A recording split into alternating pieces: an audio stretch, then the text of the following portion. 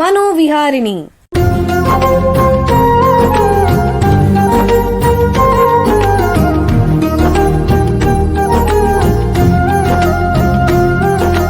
ಬೆಂಗಳೂರಿನ ನಿಮ್ಹಾನ್ಸ್ ವತಿಯಿಂದ ಮಾನಸಿಕ ಆರೋಗ್ಯ ಮತ್ತು ನರವಿಜ್ಞಾನ ಕುರಿತ ಪ್ರಾಯೋಜಿತ ಶಿಕ್ಷಣ ಮಾಲಿಕೆ. ಸಹಯೋಗ ಕರ್ನಾಟಕ ವಿಜ್ಞಾನ ಮತ್ತು ತಂತ್ರಜ್ಞಾನ ಅಕಾಡೆಮಿ, ವಿಜ್ಞಾನ ಮತ್ತು ತಂತ್ರಜ್ಞಾನ ಇಲಾಖೆ, ಕರ್ನಾಟಕ ಸರ್ಕಾರ. ಕೇಳಿ ಮಾನಸಿಕ ಆರೋಗ್ಯ ಮತ್ತು ನರವಿಜ್ಞಾನ ಕುರಿತ ಮಾಲಿಕೆ ಮನೋವಿಹಾರಿಣಿ. ನಮಸ್ಕಾರ ಶ್ರೋತೃಗಳೇ, ನಿಮಗೆಲ್ಲರಿಗೂ ಮನೋವಿಹಾರಿಣಿ ಶಿಕ್ಷಣ ಮಾಲಿಕೆಯ ಈ ಸಂಚಿಕೆಗೆ ಆತ್ಮೀಯ ಸ್ವಾಗತ. ಹಿಂದಿನ 4 ಸಂಚಿಕೆಗಳಲ್ಲಿ ನರಮಂಡಲದ ಅಸ್ವಸ್ಥತೆಗಳಲ್ಲಿ ಮುಖ್ಯವಾಗಿರುವಂತಹ ಎಪಿಲೆಪ್ಸಿ ಬಗ್ಗೆ ತಿಳ್ಕೊಂಡ್ವಿ. ಈ ಸಂಚಿಕೆಯಲ್ಲಿ ಸ್ವಲ್ಪ ವಿಭಿನ್ನವಾಗಿರೋ ವಿಷಯದ ಬಗ್ಗೆ ಚರ್ಚೆ ಮಾಡೋಣ. 2 ತಿಂಗಳ ಹಿಂದಿನ ಘಟನೆ. ನಮ್ಮ ಸಂಸ್ಥೆಯಲ್ಲಿ ವಾರ್ಷಿಕೋತ್ಸವದ ಸಲುವಾಗಿ ವಿವಿಧ ಆಟೋಟ ಸ್ಪರ್ಧೆಗಳು ನಡೀತಾ ಇತ್ತು. ಎಲ್ಲ ವಿದ್ಯಾರ್ಥಿಗಳು, ಶಿಕ್ಷಕರು, ಸಿಬ್ಬಂದಿ ಬಹಳ ಉತ್ಸಾಹದಿಂದ ಭಾಗವಹಿಸ್ತಾ ಇದ್ರು. ನನಗೂ ಪಾಲ್ಗೊಳ್ಬೇಕು ಅಂತ ಆಸೆ, ಆದರೆ ಅಭ್ಯಾಸ ಇಲ್ಲ. ಸರಿ ನೋಡೋಣ ಅಂತ 100 ಮೀಟರ್ ಓಟ, ಕಬ್ಬಿಣದ ಗುಂಡು, ಕಬ್ಬಿಣದ ತಟ್ಟೆ, ಕಬ್ಬಿಣದ ಭರ್ಜಿ ಎಸೆಯೋ ಸ್ಪರ್ಧೆ, ಹೀಗೆ ಒಂದಾದ್ಮೇಲೆ ಒಂದು ಸ್ಪರ್ಧೆಯಲ್ಲಿ ಭಾಗವಹಿಸಿದೆ. ಬಹುಮಾನ ಏನೂ ಬರಲಿಲ್ಲ ಅಂತ ಇಟ್ಕೊಳ್ಳಿ, ಆದರೂ ಎಲ್ಲರ ಜೊತೆಯಲ್ಲಿ ಸ್ಪರ್ಧಿಸಿದ್ದೇ ಒಂದು ಖುಷಿ. ಆಡೋವರೆಗೂ ಎಲ್ಲ ಚೆನ್ನಾಗಿತ್ತು. ಆದರೆ ಮನೆಗೆ ಬಂದಮೇಲೆ ಸಾಯಂಕಾಲ ವಿಪರೀತ ಮೈಕೈ ನೋವು, ಅದರಲ್ಲೂ ಬೆನ್ನೋವು ತುಂಬ ತೀವ್ರವಾಗಿತ್ತು. ಈ ಬೆನ್ನೋವು ಅಥವಾ ಲೋವರ್ ಬ್ಯಾಕ್ ಪೇನ್ ಅನ್ನೋದು ಅನುಭವಿಸಿದವ್ರಿಗೆ ಗೊತ್ತು. ಆ ನೋವು ಆಗ್ತಾ ಇದ್ದಾಗ ಬೇರೆ ಏನೂ ಮನಸ್ಸಿಗೆ ಬರಲ್ಲ. ನೋವಿನ ಶಮನ ಆದರೆ ಸಾಕಪ್ಪ ಅನ್ನೋ ಒದ್ದಾಟ. ಅದರ ನಡುವೆನೂ ನನಗೆ ಕೆಲವು ಪ್ರಶ್ನೆಗಳು ಮನಸ್ಸಲ್ಲಿ ಮೂಡಿದವು. ವೈಜ್ಞಾನಿಕ ಮತ್ತು ವೈದ್ಯಕೀಯ ದೃಷ್ಟಿಯಿಂದ ನೋವು ಅಂದ್ರೇನು, ಅದನ್ನು ನಮ್ಮ ದೇಹ ಮತ್ತು ನರಮಂಡಲ ಹೇಗೆ ಗ್ರಹಿಸುತ್ತೆ, ನೋವಿನ ತೀವ್ರತೆ ಅನ್ನೋದು ಎಲ್ಲರಲ್ಲೂ ಒಂದೇ ರೀತಿ ಇರುತ್ತೆಯೇ, ನಾವು ಅನುಭವಿಸುವಂಥ ದೈಹಿಕ ನೋವಿನ ಹಿಂದೆ ನಮ್ಮ ಮನಸ್ಸು ಮತ್ತು ಭಾವನೆಗಳ ಪಾತ್ರ ಏನು, ಇದರ ಬಗ್ಗೆ ತಜ್ಞರ ಹತ್ರ ಕೇಳಿ ಮಾಹಿತಿ ಸಂಗ್ರಹಿಸಬೇಕು ಅಂತ ನಿರ್ಧಾರ ಮಾಡಿದೆ. ಇವತ್ತು ನೋಡಿ, ಅದಕ್ಕೆ ಕಾಲ ಕೂಡ ಬಂದಿದೆ. ನರರೋಗ ವಿಜ್ಞಾನ ಕ್ಷೇತ್ರದಲ್ಲಿ ನೋವು ಅಥವಾ ಪೇನ್ ಅಂದರೆ ಏನು, ಅದರ ಮಹತ್ವ ಏನು ಅನ್ನೋದನ್ನ ತಿಳಿಸೋದಕ್ಕೆ ನಿಮ್ಹಾನ್ಸ್ನ 2 ತಜ್ಞರು ನಮ್ಮ ಜೊತೆಗಿದ್ದಾರೆ. ಮೊದಲನೇದಾಗಿ ನಿಮ್ಹಾನ್ಸ್ನ ಮಾನಸಿಕ ಶಿಕ್ಷಣ ವಿಭಾಗದಲ್ಲಿ ಸಹ ಪ್ರಾಧ್ಯಾಪಕರಾಗಿ ಸೇವೆ ಸಲ್ಲಿಸ್ತಾ ಇರುವಂತಹ ಡಾಕ್ಟರ್ ಲತಾ ಅವರು ನಮ್ಮ ಜೊತೆ ಇದ್ದಾರೆ. ಅವ್ರನ್ನ ಸ್ವಾಗತಿಸೋಣ. ಡಾಕ್ಟರ್ ಲತಾ ಅವರೇ, ನಮಸ್ಕಾರ. ನಮಸ್ಕಾರ ಸರ್. ನಿಮಗೆ ಈ ಕಾರ್ಯಕ್ರಮಕ್ಕೆ ಸ್ವಾಗತ. ಹಾಗೇನೆ ನಿಮ್ಹಾನ್ಸ್ನ ಫಿಸಿಯೋಥೆರಪಿ ಅಂದರೆ ಭೌತ ಚಿಕಿತ್ಸಾ ಕೇಂದ್ರದಲ್ಲಿ ಸೇವೆ ಸಲ್ಲಿಸ್ತಾ ಇರೋ ಡಾಕ್ಟರ್ ಸೆಲ್ವ ಗಣಪತಿಯವರು ನಮ್ಮ ಜೊತೆಗಿದ್ದಾರೆ. ಅವ್ರನ್ನ ಕೂಡ ಸ್ವಾಗತಿಸೋಣ. ನಮಸ್ಕಾರ ಡಾಕ್ಟರ್ ಸೆಲ್ವ ಗಣಪತಿಯವರೇ. ನಮಸ್ಕಾರ. ನಿಮಗೆ ಈ ಕಾರ್ಯಕ್ರಮಕ್ಕೆ ಸ್ವಾಗತ. ಡಾಕ್ಟರ್ ಲತಾ ಅವರೇ, ನಿಮಗೆ ಮೊದಲನೇ ಪ್ರಶ್ನೆ ಏನು ಅಂತಂದ್ರೆ, ಈ ನೋವು ಅಂತಂದ್ರೆ ಏನು, ನಾವು ಈ ನೋವು ಅನ್ನೋದನ್ನ ಯಾತಕ್ಕೆ ಅನುಭವಿಸ್ತೀವಿ, ದಯವಿಟ್ಟು ತಿಳಿಸಿ. ನೋವು ಅನ್ನೋದು ಸಾಮಾನ್ಯವಾಗಿ ಎಲ್ಲಾ ಜನರು ಯಾವ್ದಾದ್ರೂ ಒಂದು ಸಮಯದಲ್ಲಿ ಅನುಭವಿಸೇ ಇರ್ತಾರೆ. ಸೊ ಈ ನೋವಿಗೆ ಒಂದು ಇಂಪಾರ್ಟೆನ್ಸ್ ಇದೆ ನಮ್ಮ ಜೀವನದಲ್ಲಿ. ಏನಂತ ಅಂದ್ರೆ ಅದು ನಮ್ಮ ದೇಹದ ಒಂದು ರಕ್ಷಣಾತ್ಮಕ ಕಾರ್ಯವಿಧಾನ. ಏನಂದ್ರೆ ಒಂದು ಪ್ರೊಟೆಕ್ಟಿವ್ ಮೆಕ್ಯಾನಿಸಮ್. ಈಗ ನಾನು ಕಂಟಿನ್ಯೂಸ್ ಆಗಿ ಕೆಲಸ ಮಾಡ್ತಾ ಇದ್ದೀನಿ, ಸುಸ್ತೇ ಆಗಿಲ್ಲ, ನನಗೆ ನೋವೇ ಆಗಿಲ್ಲ, ಅವಾಗ ಏನಾಗುತ್ತೆ, ಆ ಅಂಗಾಂಗಗಳಿಗೆ ತೊಂದರೆ ಆಗ್ಬೋದು, ಡ್ಯಾಮೇಜ್ ಆಗ್ಬೋದು. ಸೊ ಅದನ್ನ ನಾವು ಪ್ರಿವೆಂಟ್ ಮಾಡೋದಕ್ಕೆ ಅದು ಒಂದು ಅಲರ್ಟ್ ಮೆಕ್ಯಾನಿಸಮ್, ಅಥವಾ ಅದೇನಂತ ಹೇಳ್ತೀವಿ, ಒಂದು ಅಲಾರಾಮ್ ತರ. ಸೊ ಸಾಕು, ನೀನ್ ಮಾಡಿದ್ಯಾ, ಈಗ ಸುಸ್ತಾಯ್ತು, ಸೊ ಅದು ಕೆಲಸ ತುಂಬಾ ಮಾಡಿದ್ಯಪ್ಪ, ಸ್ವಲ್ಪ ನೀನು ರೆಸ್ಟ್ ತಗೋ ಅಂತ ಹೇಳಕ್ ಸಂಕೇತ ಅದು. ಮತ್ತೆ ಇನ್ನೊಂದು, ಯಾಕೆ ಅದನ್ನ ಅನುಭವಿಸ್ತೀವಿ ಅನ್ನೋವಾಗ, ಈಗ ನಾನು ಆಲ್ರೆಡಿ ಹೇಳ್ದೆ, ಈಗ ಏನಾಗುತ್ತೆ, ನಾವು ಕೆಲಸ ಮಾಡ್ತಾನೆ ಇದೀವಿ, ವೇರ್ ಅಂಡ್ ಟೇರ್ ಇರುತ್ತೆ. ಸೊ ಅದರಲ್ಲಿ ಏನಂತ ಅಂದ್ರೆ, ಯಾವ್ದಾದ್ರೂ ಒಂದು ಅಂಗಾಂಗ ಅಥವಾ ಭಾಗದಲ್ಲಿ, ದೇಹದ ಒಂದು ಭಾಗದಲ್ಲಿ ತೊಂದರೆ ಆಗಿದೆ, ಸಮಸ್ಯೆ ಆಗಿದೆ ಅನ್ನೋವಾಗ ಅದು ಸಂಕೇತ, ಅಲ್ಲಿ ರಿಸೆಪ್ಟಾರ್ಸ್ ಅಂತ ಇರುತ್ತೆ ಆ ಅಂಗದಲ್ಲಿ. ಸೊ ಆ ರಿಸೆಪ್ಟಾರ್ಸ್ ಏನ್ ಮಾಡುತ್ತೆ, ಆ ಜಾಗದಿಂದ ನಮ್ಮ ಮೆದುಳಿಗೆ ಸಂಕೇತನ ರವಾನೆ ಮಾಡುತ್ತೆ. ಸೊ ಆ ಮೆದುಳು ಅದನ್ನ ಗ್ರಹಿಸಿ ವಾಪಸ್ಸು ಎಲ್ಲಿ ಜಾಗ ಅಲ್ಲಿ ತೊಂದರೆ ಆಗಿದೆಯಲ್ಲ ಅಲ್ಲಿಗೆ ಇನ್ನೊಂದು ಸಂದೇಶನ ಕಳಿಸುತ್ತೆ. ಸೊ ಅಲ್ಲಿ ತೊಂದರೆ ಇದೆ. ಸೊ ತಕ್ಷಣ ಏನಾಗುತ್ತೆ, ಆ ಬ್ರೈನ್ ರೆಸ್ಪಾಂಡ್ ಮಾಡಿದ ತಕ್ಷಣನೇ ನಮ್ಗೆ ನೋವಿನ ಅನುಭವ ಆಗುತ್ತೆ. ಅಂದ್ರೆ ಒಂದು ಗಾಯ ಆಗಿದೆ ಕೈಗೆ ಅಂದ್ರೆ, ಎಲ್ಲಿ ಗಾಯ ಆಗಿದೆಯೋ ಆ ಭಾಗದಿಂದ ಮೆದುಳಿಗೆ ಸಂಕೇತ ಹೋಗಿ ಮತ್ತೆ ಬಂದು ಅಲ್ಲಿ ನೋವಾಗಿದೆ ನಮ್ಗೆ ಗೊತ್ತಾಗುತ್ತೆ. ಹೌದು, ನೋವಿನ ಅನುಭವ ಆಗುತ್ತೆ. ಮತ್ತೆ ಇನ್ನೊಂದ್ಸತಿ ಏನಂದ್ರೆ, ಈಗ ಕೆಲವೊಂದ್ಸತಿ ಏನು ರಕ್ತ ಹೋಗ್ತಾ ಇರುತ್ತೆ, ಬಟ್ ಇಮಿಡಿಯೇಟ್ಲಿ ನಮ್ಗೆ ಗೊತ್ತಾಗಿರಲ್ಲ. ಅದು ಸಂಕೇತ ನಮ್ಗೆ ವಾಪಸ್ ಪೇನ್ ಎಕ್ಸ್ಪೀರಿಯನ್ಸ್ ಆಗ್ಬೇಕಂದ್ರೆ ಸ್ವಲ್ಪ ಸೆಕೆಂಡ್ಸ್ ನಮ್ಗೆ ಇಮಿಡಿಯೇಟ್ಲಿ ಅದು ನೋವಿನ ಅನುಭವ ಆಗುತ್ತೆ. ಸರಿ ಸರಿ. ಅಂದ್ರೆ ಈಗ ನೋವಲ್ಲೂ ಬೇರೆ ಬೇರೆ ರೀತಿ ಇದೆಯೇ? ನೋವಲ್ಲಿ ನಾವು ಈ ಮೆಡಿಕಲ್ ಇದರಲ್ಲಿ ಏನಂತ ಹೇಳ್ತೀವಿ ಅಂದ್ರೆ, ಅವಧಿಗೆ ಅನುಗುಣವಾಗಿ ನಾವು ಅದನ್ನ ವಿಂಗಡಿಸ್ತೀವಿ. ಏನಂತ ಅಂದ್ರೆ, ಒಂದು ಅಕ್ಯೂಟ್ ಪೇನ್ ಅಂತ ಹೇಳ್ತೀವಿ, ಅಥವಾ ತೀವ್ರತರ. ಸೊ ಅದೇನಂದ್ರೆ, ಏನಾದ್ರೂ ಒಂದು ಭಾಗದಲ್ಲಿ ನೋವು ಇರ್ಬೋದು, ಸಮಸ್ಯೆ, ಇಂಜುರಿ. ಸೊ ಅದಕ್ಕೆ ಮತ್ತೆ ಅದ್ರ ಜೊತೆಗೆ ಅದು 3 ತಿಂಗಳು. ಸೊ ಆ ಅವಧಿವರೆಗೂ ನೋವು ಇರುವಾಗ ಅದನ್ನ ಅಕ್ಯೂಟ್ ಪೇನ್ ಅಂತ ಹೇಳ್ತೀವಿ. ಕೆಲವೊಮ್ಮೆ ಏನಾಗುತ್ತೆ, ನೋವು ಆ ಗಾಯ ವಾಸಿ ಆಗಿರುತ್ತೆ, ಬಟ್ ನೋವು ಕಂಟಿನ್ಯೂ ಆಗ್ತಾ ಇರುತ್ತೆ. 3 ತಿಂಗಳಿಗೂ ಹೆಚ್ಚಿನ ಕಾಲದವರೆಗೂ ನೋವಿದೆ, ಮತ್ತೆ ಅಲ್ಲಿ ಯಾವುದೇ ರೀತಿಯ ಸಮಸ್ಯೆ ಇಲ್ಲ, ಅಂದ್ರೆ ಪೆಥಾಲಜಿಕಲ್ ಇಶ್ಯೂ ಏನೂ ಇಲ್ಲ ಅಂದ್ರೇನು ನೋವು ಕಂಟಿನ್ಯೂ ಆಗ್ತಾ ಇದೆ. ಸೊ ಆ ಸಮಯದಲ್ಲಿ ಅದನ್ನ ಕ್ರಾನಿಕ್ ಪೇನ್ ಅಥವಾ ದೀರ್ಘಕಾಲಿಕ ನೋವು ಅಂತ ಹೇಳ್ತೀವಿ. ತೀವ್ರವಾಗಿರೋದು 3 ತಿಂಗಳಿಗಿಂತ ಕಡಿಮೆ, 3 ತಿಂಗಳಿಂದ ಜಾಸ್ತಿ ಇರೋದು ದೀರ್ಘಕಾಲಿಕ ಅಂತಿದ್ರೆ.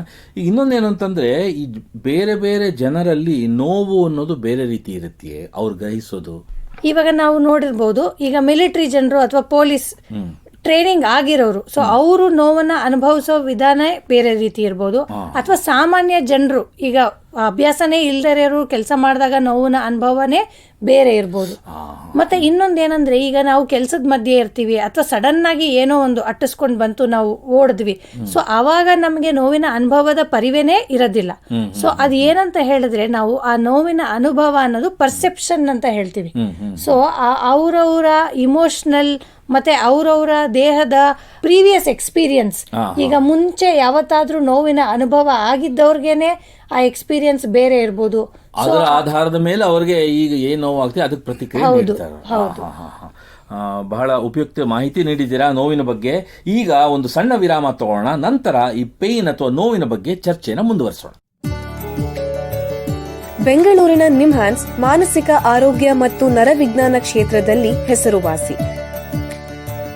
ಶ್ರೇಷ್ಠ ಗುಣಮಟ್ಟದ ಔಷಧೋಪಚಾರ, ಸಂಶೋಧನೆ ಮತ್ತು ತರಬೇತಿ ಇವೇ ನಿಮ್ಹಾನ್ಸ್ನ ಪ್ರಮುಖ ಧ್ಯೇಯಗಳು.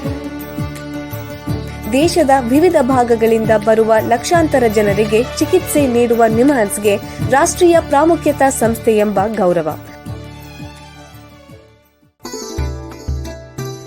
ಚಿಕಿತ್ಸೆ ಮತ್ತು ವೈದ್ಯಕೀಯ ಸೇವೆಗಳ ಜೊತೆಯಲ್ಲಿ ನರರೋಗ ಮತ್ತು ಮನೋವೈದ್ಯಕೀಯ ಪುನರ್ವಸತಿ ಸೇವೆಗಳು, ಸಮುದಾಯ ಮಟ್ಟದ ಆರೋಗ್ಯ ಕಾರ್ಯಕ್ರಮಗಳನ್ನು ನಡೆಸುವುದು ಹಾಗೂ ಜನಜಾಗೃತಿ ಮೂಡಿಸುವ ಕೆಲಸಗಳಲ್ಲಿ ಸಕ್ರಿಯವಾಗಿದೆ ನಿಮ್ಹಾನ್ಸ್.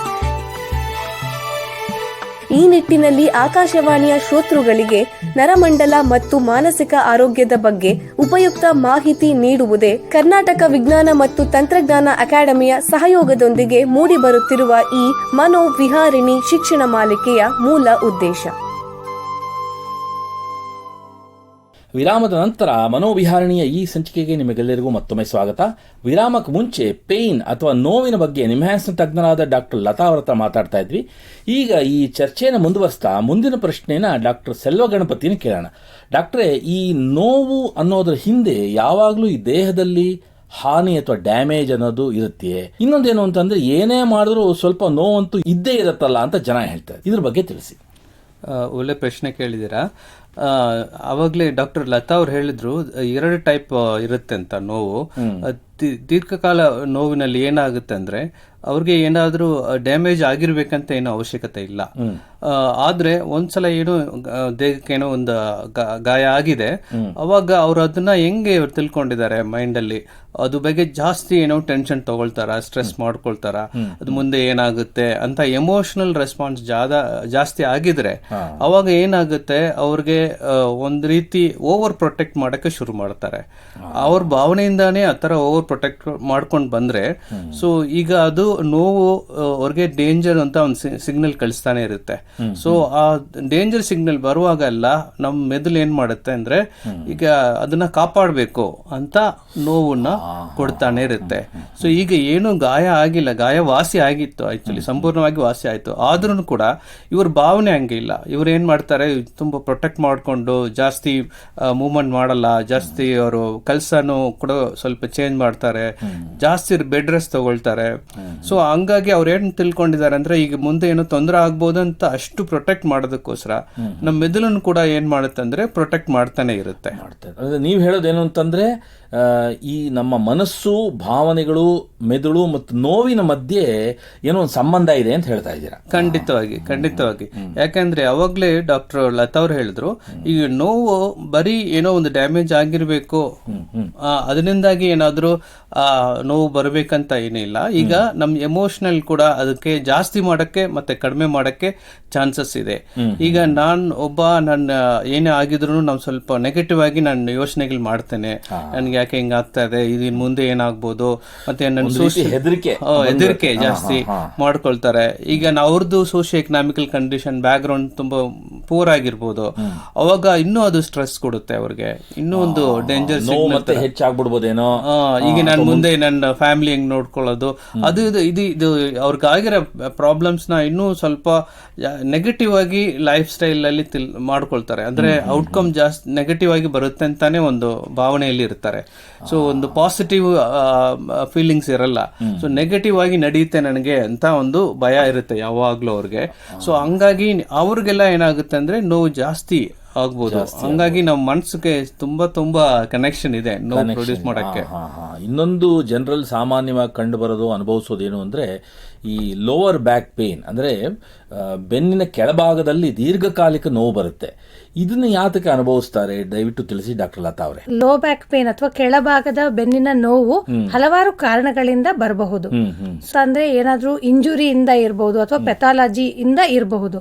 ಮತ್ತೆ ಈಗ ಈ ಸಂಚಿಕೆಯಲ್ಲಿ ನಾವು ಮಾತಾಡ್ತಾ ಇರೋಂಥ ವಿಷಯ ಮೇನ್ ಆಗಿ ಯಾವುದೇ ರೀತಿಯಾದಂತ ಸಮಸ್ಯೆ ಇಲ್ದಲೇ ಇರೋವಂಥದ್ದು ಅಥವಾ ಯಾವುದೇ ರೋಗಕ್ಕೆ ಸಂಬಂಧ ಇಲ್ಲದೆ ಇರೋಂಥ ಬೆನ್ನು ನೋವು. ಸೊ ಅದನ್ನ ನಾವು ಸ್ಪೆಸಿಫಿಕ್ ಆಗಿ ಕ್ರೋನಿಕ್ ಲೋ ಬ್ಯಾಕ್ ಪೇನ್ ಅಂತ ಹೇಳ್ತೀವಿ.